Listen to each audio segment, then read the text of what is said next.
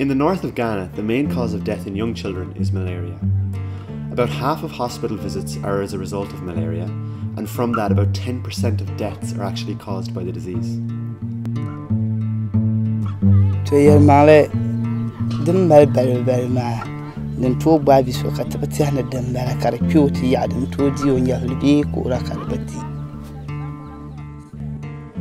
People get malaria by being bitten by a female Anopheles mosquito. So when one of these mosquitoes bites someone with malaria, the mosquito then carries blood which is full of microscopic malaria parasites. The disease is transferred then when the mosquito injects these malaria parasites into the next person that it bites. Then those parasites begin to multiply, and symptoms of malaria include fever, chills, nausea, diarrhea, and in severe cases, coma and even death.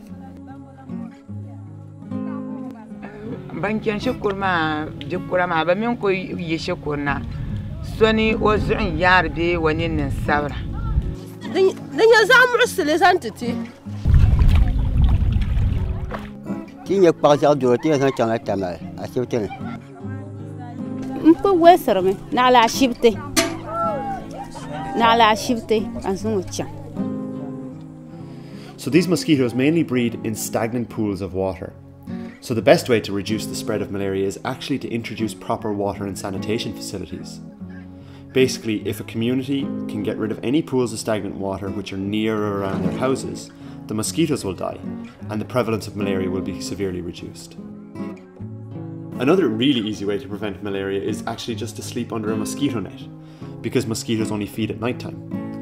The problem with that, however, is that since the nets cost between $5 and $10, most Ghanaian families from rural areas can't really afford them. If you properly treat malaria, it can actually be no more serious than a case of the flu.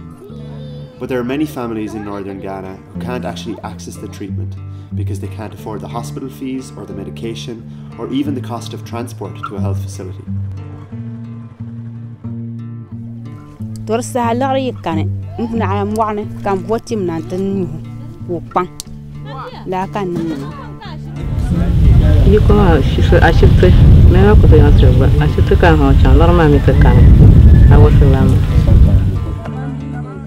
When they come for malaria treatment, it costs 4,000 per sachet here.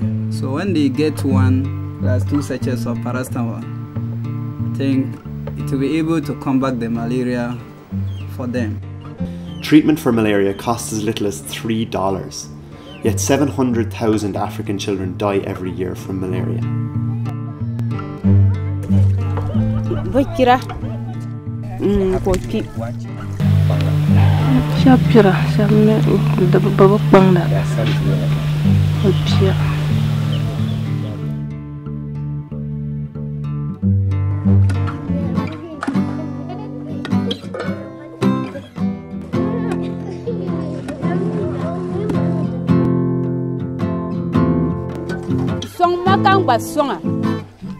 Song